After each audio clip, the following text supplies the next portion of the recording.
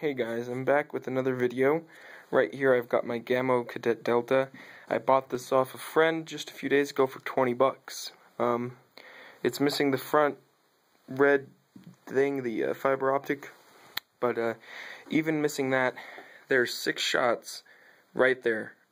Excluding that one high one, they were all within a 3mm group at 10 yards. Give or take a yard or two. I think it was 8 3/4, if I'm not mistaken. The high hole there, that's where I was hanging it, and then those were me sighting it in. It's a very good gun, I'd say, for beginners. Traveling with the Crosman Premier Domes, traveling about, Crosman Premier Dome Heavies, these are the 10.5 grain. It was traveling, on average, it was 451. I had a lowest of 416 and a high of 500 with it. Very nice overall. It's more of a bench gun. The stock is very square, which makes it a little uncomfortable personally for me to hold this puppy in the field. Other than that, great. No wiggle, no jiggle. Only thing that's moving around, the stock back here, is hollow. So what I did is I spray foamed in there. I put my Altoids tin survival kit in there so it wouldn't rattle around when I'm hunting.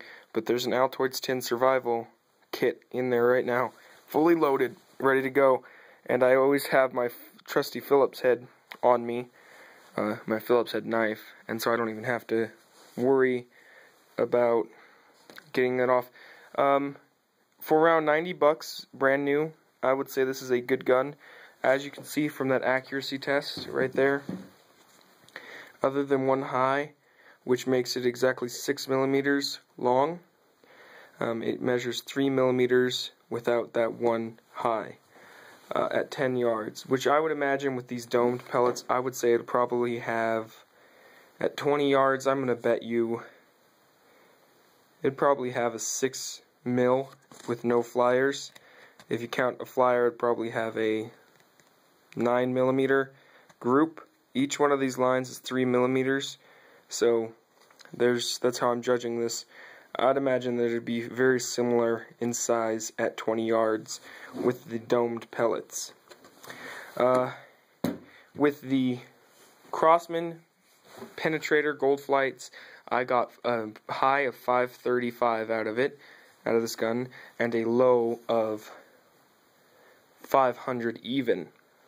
I got a, what is it called, a spread, I guess, a maximum spread of 25 feet per second, and the average spread was 10 foot per second, which is very good for a cheaper pellet gun. Compared to my d.i.y Powerline Model 1000, which I took the scope off of because she broke. Outside of that, this gun would hold 5mm groups at 30 yards, and it'd have a 1/2-inch group at 50 yards. This one on average shot with lead pellets 1,000 foot per second, with alloy pellets anywhere between 1,100 and 1,200. It was very varied with it. It wasn't very accurate with the alloy pellets. It was most accurate with the H&N pile driver, which is a 21 grain 177 caliber pellet. So if you have one of these and you're looking for a real good pellet, really accurate, that pile driver, it's a very snug fit. It's almost impossible to get it in the breech, but they were leaving the barrel, even being 21 grains, they were still leaving the barrel at about 1,000 to 950. It varied a little bit. Between 10 shots, that's what I got. Is 950 was my lowest shot, and 1,000, I think it was 1,010 was my highest, 1,015, somewhere in there.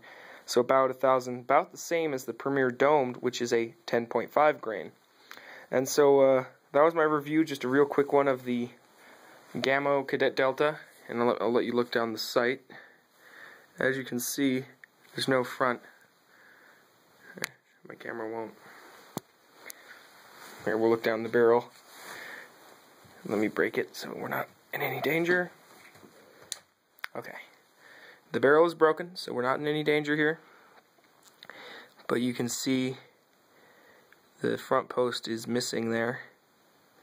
But even still, without that front post, I was still able to get that group at 10 yards. Thanks for watching again. Like, subscribe, and comment. Oh, and by the way, for those of you who wanted to know, this has a 21-pound barrel brake, like cocking power, and it has a 4.3-pound trigger.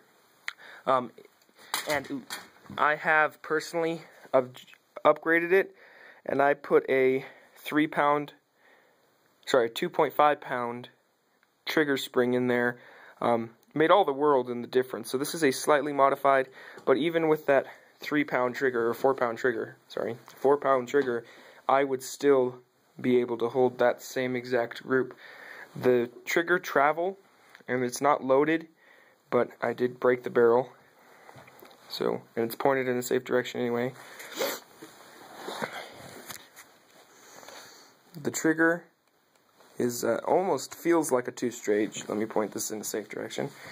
Almost feels like a 2-stage trigger, because you kind of have a wall, but it's not. It is actually just 1-stage, non-adjustable, and it goes off about now. There we go. Right about to the end of that travel. A lot of travel in the trigger, even with just that 2-pound trigger spring. It's still got a lot of travel. Other than that, the only bad part about this gun to me, as a 6'3" person that's built kind of good size build, is it is a very small gun for me.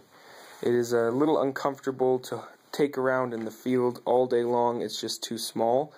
But as a backup gun, I like to have this one just sitting around in the truck, so to speak, because if I ever need it, it's there, it's reliable, and it has, with the dome pellet, it has about 7 foot-pounds, I want to say, of muzzle, or 7 pounds of impact energy at 20 yards, and it has 10 pounds of muzzle energy.